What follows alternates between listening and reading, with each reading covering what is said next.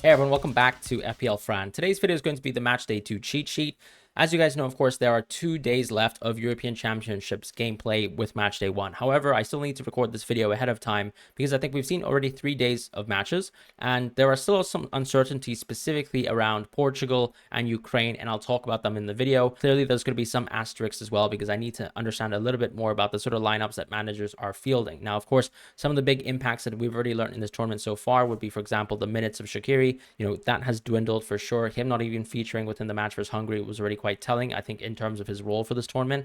Definitely he's dropped off in the cheat sheet, and Switzerland still have a great game to go, which is why you'll see some things change. As far as obviously things that I don't really understand, on a macro perspective, it's more, for example, things like the Portuguese fullback, that sort of position there between Dallo and Mendes. It's trying to see what happens in match day 1. At the same time, looking at things like, for example, for match day 2 and the perspective of whether we'll see a little bit of rotation for a team like Ukraine, right? Ukraine has utilized multiple forwards within their sort of friendly fixtures. We do think that there could be a bit of rotation there with players like Dovbyk, maybe even some potential keeper rotation, which I think is very unlikely. It seems like the goalkeeper coach has already nailed down that Lunin will play match days 1 and 2, but just something to point out ahead of time as well for the people watching this video.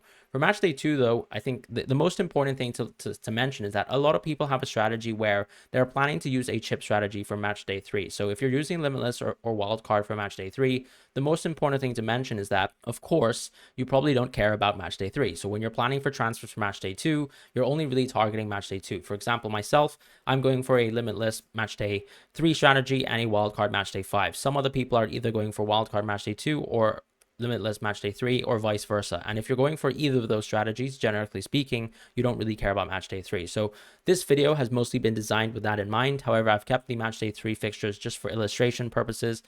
As I said, the most important fixtures are match day 2. So starting with match day 2, of course, Switzerland is very important. I think Abisher is interesting because when I actually looked at, before the tournament, all the predicted lineups of teams, teams like Switzerland would tend to rotate, and Abisher's minutes for the Swiss national team are definitely not locked down. Of course, when you look at his domestic performances in Serie A, for example, it's not like he's a hugely prolific player. However, at 5 million, it's very hard to actually ignore how good he is as a player if he's going to play consistent 90 minutes for Switzerland. I'm not saying that he's definitely going to play 90 minutes for Switzerland here on out, but his performance for match day 1 was so brilliant that when you're just targeting match day 2, you're going to have good expectations for how well he's going to do and how many minutes he's likely to play. I think he's likely to start, obviously, off the back of that great performance, and hopefully we get to see him start for match day 2, as I said. So for me, Abisher at 5 million is just a bit of a no-brainer, particularly for those people who are maybe even utilizing a wild card. As a free transfer, you can definitely argue whether it's the same sort of value, even though, of course, the fixture is really good for Switzerland. It's Scotland.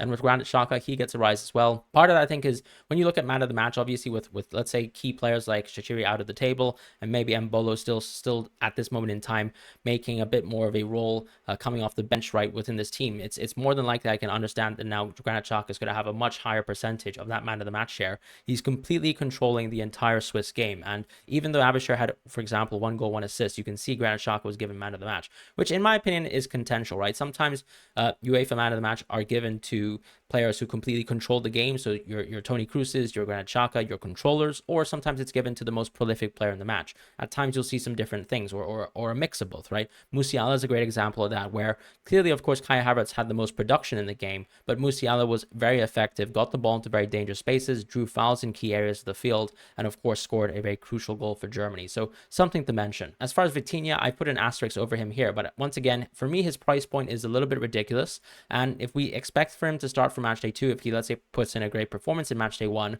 I do think that Vitinha is definitely a player to look at for match day 2. But once again, it is quite conditional on his performance in match day 1 and whether he starts at all. We saw in some friendlies heading up towards the tournament that Vitinha wasn't actually starting, so do keep that in mind. And obviously, you can completely discard this segment if Vitinha doesn't play very well in match day 1 or doesn't even start. As far as Arda Güler, of course, look, the reality is the fixture in match day 2 is a lot tougher. It's also dependent, of course, once again, his match day 1 performance. I do expect for him to do well for match day 1 with Turkey. I don't know whether he starts, but he has been very brilliant within his small stints of substitution. So definitely a player to look at. And I think for the players who are, let's say, keeping Güler in the team, you don't necessarily need to transfer him out necessarily, right? So that's just something to point out at that sort of price point. At 6.5, Sudakov was definitely one of the players I definitely missed out in the first iteration of the cheat sheet. regardless of how he performs for match day 1, I still think that he should be a green pick, unless we see, for example, that he becomes an extremely early substitution at this stage of the tournament in match day 1.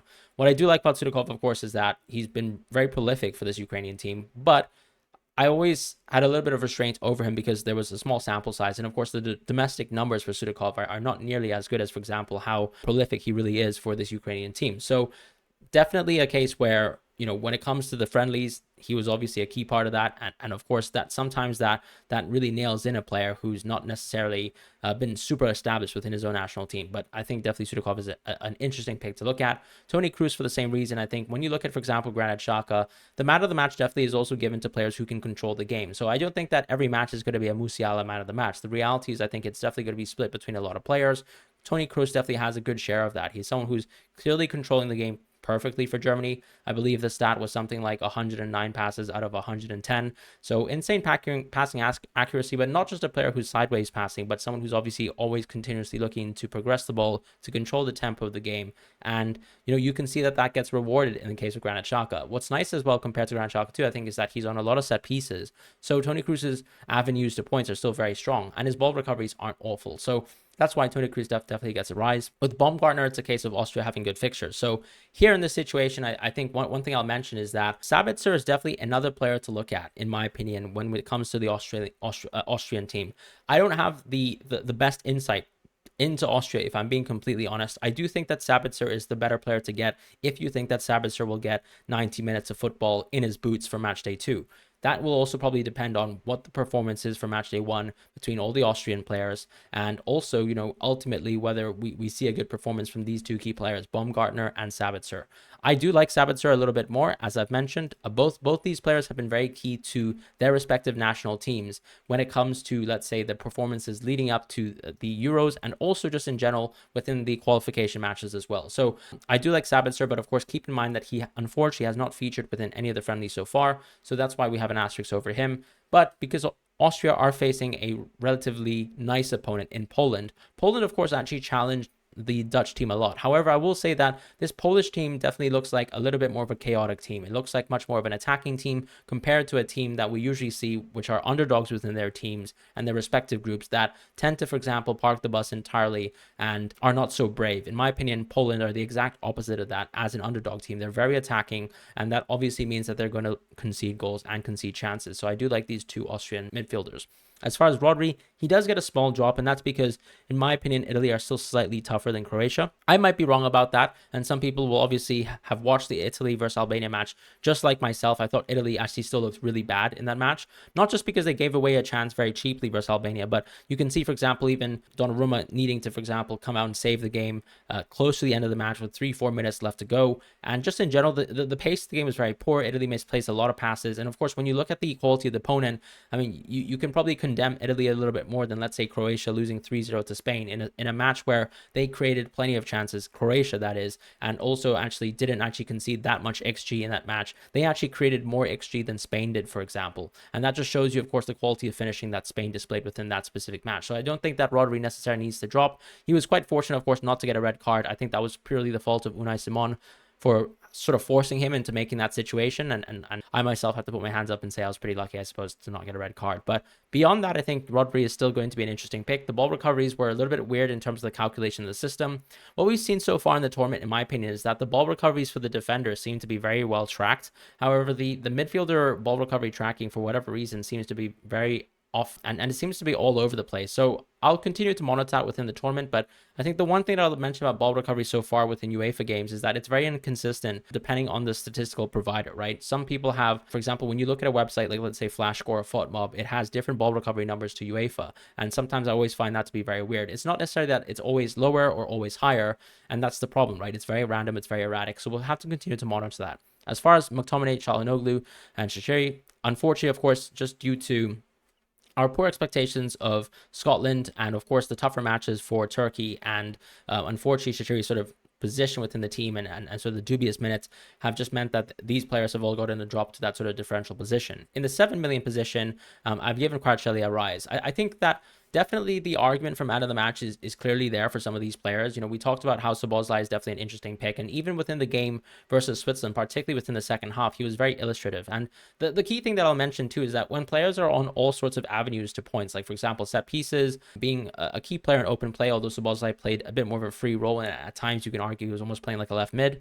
Kvaratskhelia is definitely going to be a key player for this team, and of course, if there are different ways to points, he is usually the route to them through Georgia. So the fact that they actually have a Czech Republic game for me is very nice. I still think that Kvaratskhelia is therefore a very good pick and a very robust pick because he's got so many avenues to those points. Gundogan for me is still a very good pick to go for.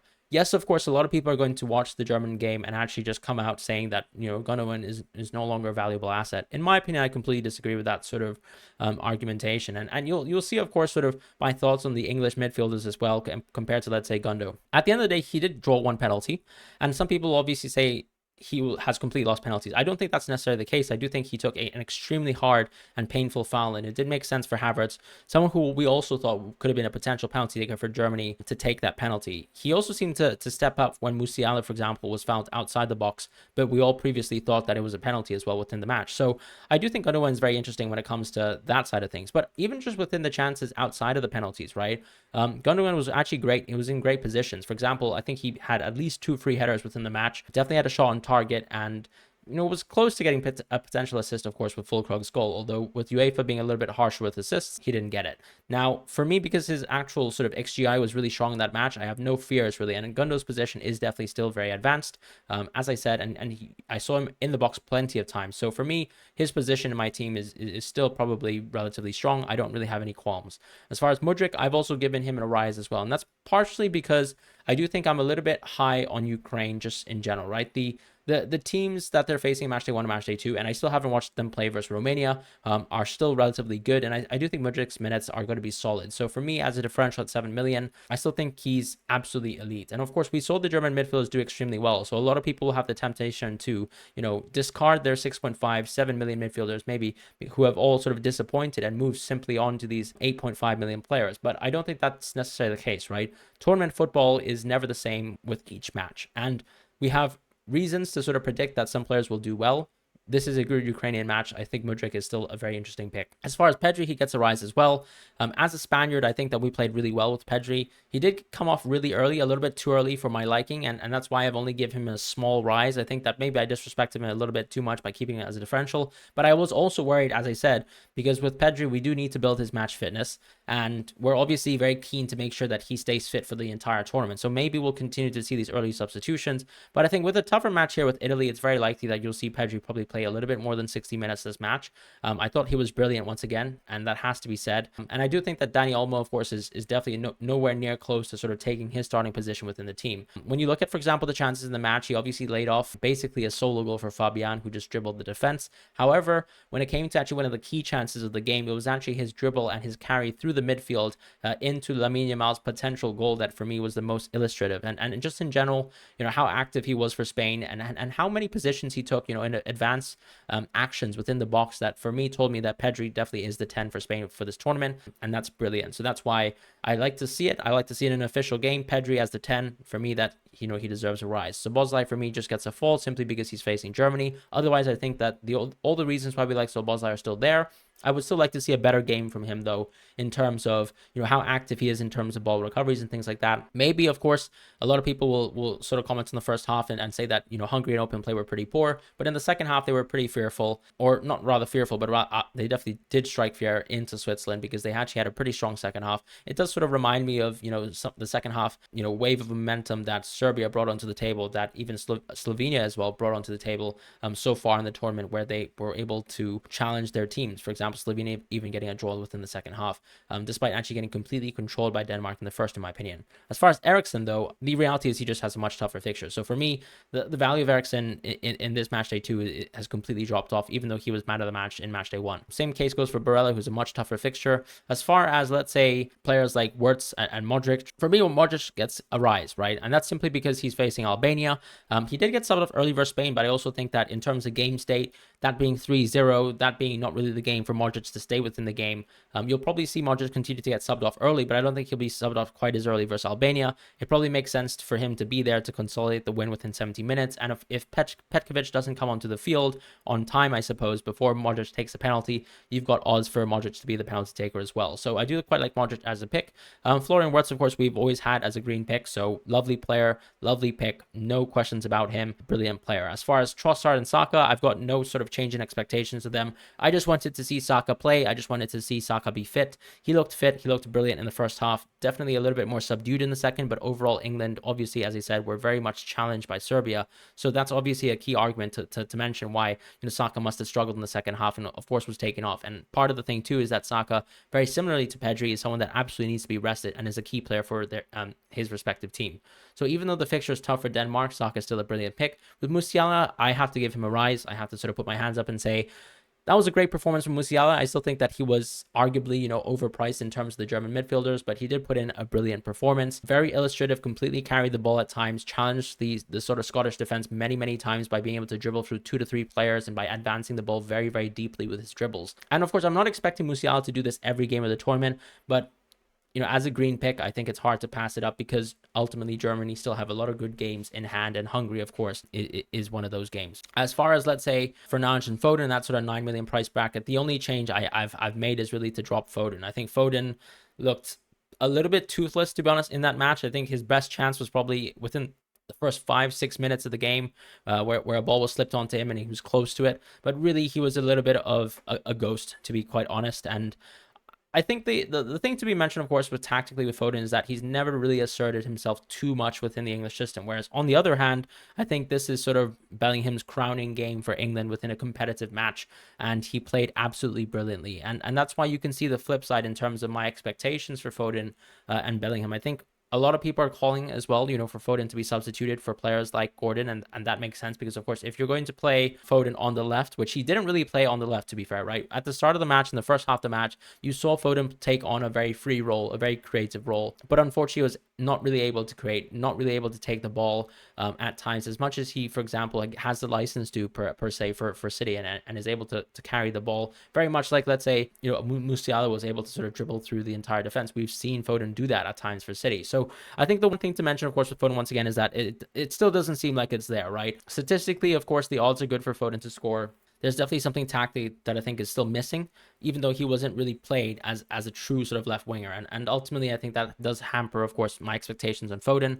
Bellingham just had a complete performance. And I think that the most key thing about Bellingham to be mentioned is that he didn't really play, for example, like a 10 within this match. He was very, very much a centre mid, played deep at times and was able to illustrate the play and organize the play within the first half. He actually had the most touches in the first half, which once again just tells me that Bellingham has a very key role in the team, and he's already asserted that role within the team. And I think that's huge. And that's why Bellingham, of course, gets a rise, because this is effectively the role that he plays for Real Madrid. It's not exactly just standing within the box. Look at the goal that he scored. He makes a long, deep run into the box, and his sort of sense of timing is what gives him the goal. This is what Bellingham has pretty much done chiefly for Real Madrid, and he still takes the ball at times from deep positions, and he drops back to help with the defense and to support the build-up.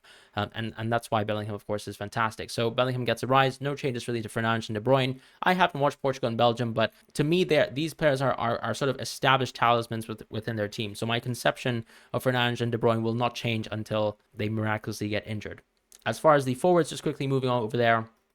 Mayer is the only pick that has been added here. I think he could be an interesting pick for Croatia, but I still think that ultimately, when it comes down to it, Croatia is probably a team that I would target for the defense as opposed to the attack. Now, when you can mix the defense and the attack in a player like Josko Guardiola, I think that's more brilliant. Mayer, of course, for me, is still a little bit of a differential, to be quite honest, despite the fixture being so one-sided in the estimations of Croatia. As far as Dusan Tadic and Yamal, I think I would have given Dusan Tadic a green if he started the match versus England, but I thought he was part of the substitutions for Serbia that actually completely changed the game, and Serbia were able to pile on a lot of pressure, and Dusan Tadic was a part of that as well. And I do think that hopefully he'll get to start versus Slovenia, where maybe someone like him, who is seen as a little bit of a passenger, maybe due to the pressing aspect of the game, could actually start the match for Slovenia, and I think he'd be very interesting. But unfortunately, you don't get that information, so that's why there's an asterisk on Tadic. And I do think there's a risk to bringing in Tadic if he gets benched again, but in my opinion, he should really start the next match, and he played brilliant.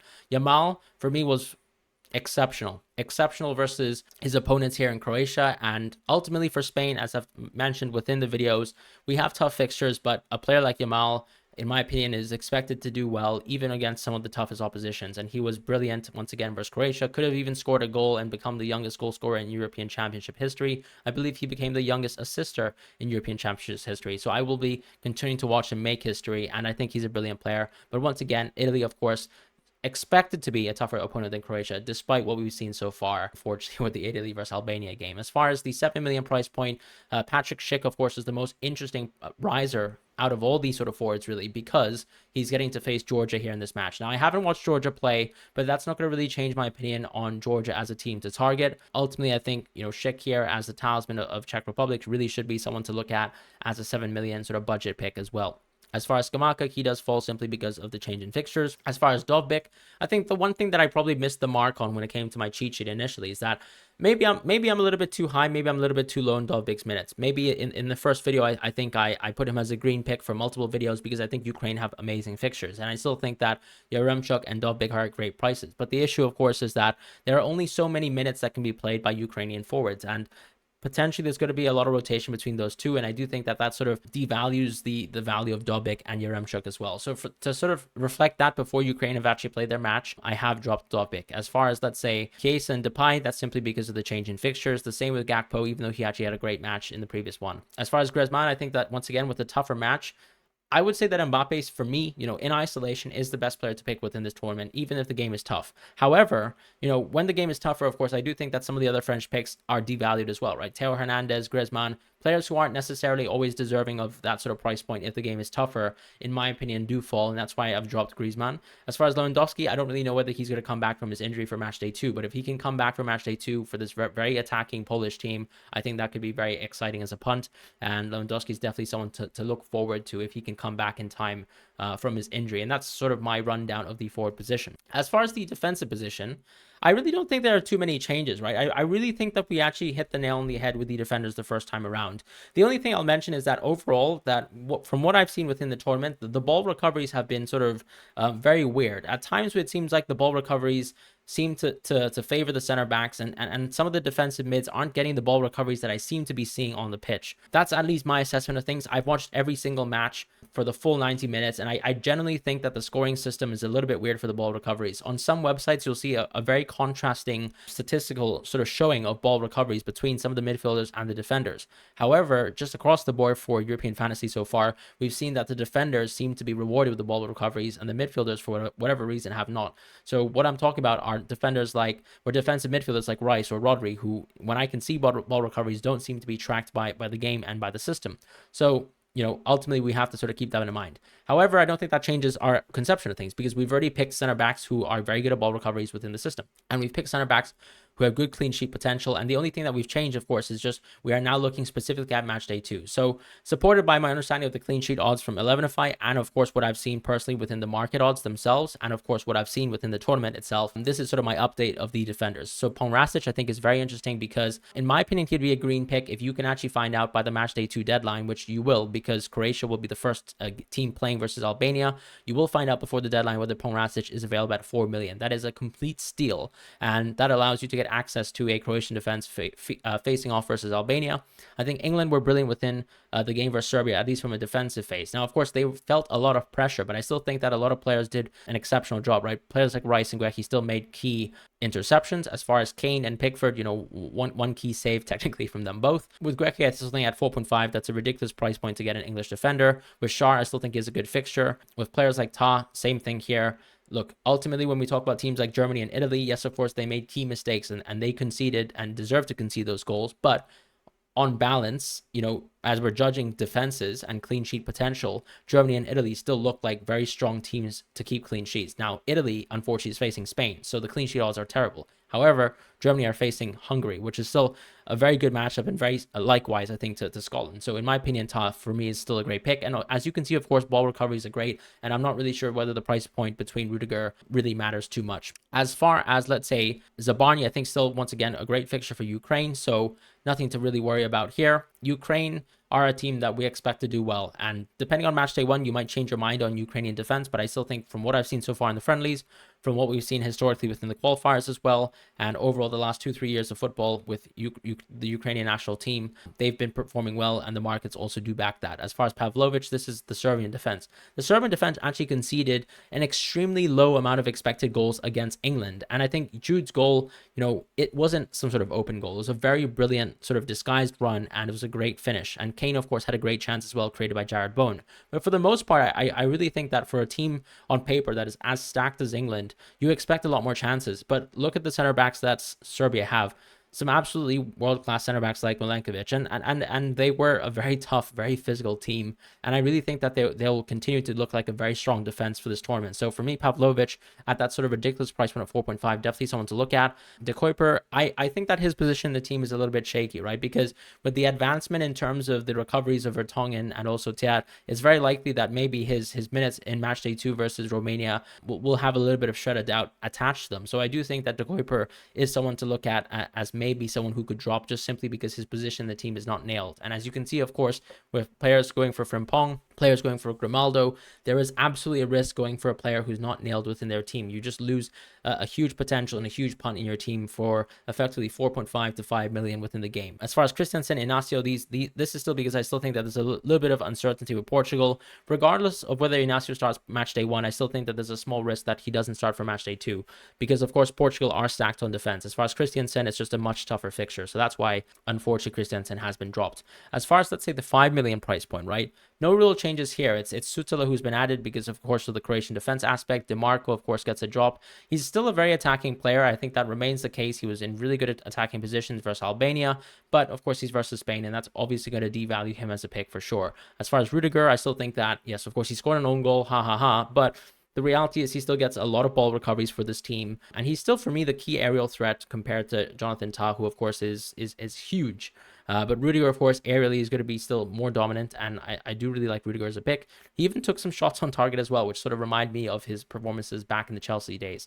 As far as Walker, he's been a new pick as well. I just think that, ultimately rating the English defense highly is fair. I still think that a lot of people sort of overreacting to, let's say, the inclusion of Guehi in the squad probably is a little bit overblown. The markets do definitely support England being a strong defense, and so far from what I've seen, of course, yes, of course, they succumbed to a wave of pressure versus Serbia, but the defense was still good. It's more about their ability to play out of that defense, to handle the press within the midfield, and then also how it sort of all glued together within really poor misplaced passes from a player from let's say misplaced passes from all the attackers really within the English offense. So really nothing to complain about within the defense, in my opinion, because ultimately when it came down to it, what kind of shots did they give Serbia? Really not that many challenging shots that they had to face, with exception to, in my opinion, the chance that was given by Trent within match day 1 within the first half. As far as Theo Hernandez, I think he dropped simply because of the Netherlands thing. I don't know whether he plays for France, but clearly, of course, that's just going to impact whether Theo Hernandez is an interesting pick. With Carvajal, a little bit of a rise, because I think maybe, Spain's estimation as a defensive team definitely a little bit higher. And then also my estimations, to be honest, of the Italian offense is rather low. Maybe at an all-time low, to be quite honest, despite Italy actually missing out on some key tournaments like the World Cup. But, jokes aside, Carvajal, I think, is still a great pick. And I really do think that Italy probably not as great of a team as I thought. And to be fair, with Bastoni, he also gets a fall simply because of the change in fixtures. Same with Van Dijk as well, despite him being a consistent aerial threat and someone even in open play who actually has a lot of great chances, particularly for the Dutch. And then with the goalkeepers, I think this is actually the most interesting position where we have the most amount of substantial changes, right? In the 4 million position, you have two 4 million goalkeepers that I think are absolutely worth looking at and targeting for the purposes of this tournament and match day 2. Rajkovic from Serbia, for me, had a great game anyways. He had a great reflex save versus Kane, and also at the same time Stanek had a great game, or Stanek, sorry, is a great sort of fixture on paper, right? Because he gets to play versus Georgia, and it's Serbia versus Slovenia, and it's Georgia versus Czech Republic. You have an access to two goalkeepers at 8 million who are at a ridiculous price. If you're wildcarding, or if you're trying to save budget somehow, and you want to make a big upgrade in a different position, and you need that money, these are the two players to target, in my opinion, in the goalkeeping position. Lunin, for me, is still nailed, so we'll see what happens. That could change based on, let's say, what happens in matchday 1, but I think Lunin is still fantastic based on the matchday 2 fixture. Livakovic, because the Albanian fixture gets added as well. And then Sommer, in my opinion, I think the Swiss defense, right? Still something that we should definitely rate for match day 2, because I think ultimately the fixture is quite good. It's Scotland, but at 5 million, would I really want to spend money on Sommer, to be honest, compared to, let's say, potentially the Portuguese offense, definitely the English defense, or even the Belgian defense? In my opinion, I would have to say no, and that's why I think Sommer gets a drop. Neuer gets a rise simply because the fixture is actually just that good. So in isolation, one fixture, particularly if you're playing the limitless chip, you can definitely still consider Neuer within your team. But do you really want to go Neuer when I think there's so much more upside within different positions for Germany? I would say probably not, and that's the simple reality of things. So thank you guys so much for watching the Matchday 2 cheat sheet. I hope that gives you as much information as possible. Of course, I completely recognize there are 2 fixtures of gameplay left, or 2 days of fixtures of gameplay, and we will get an understanding of that and see how that sort of builds on what I've said in this video. So try to take and keep that in mind. Otherwise, I hope this video helped your thoughts in terms of assessing what you plan to do with Matchday 2. Thank you guys so much. Goodbye, and I'll see you soon.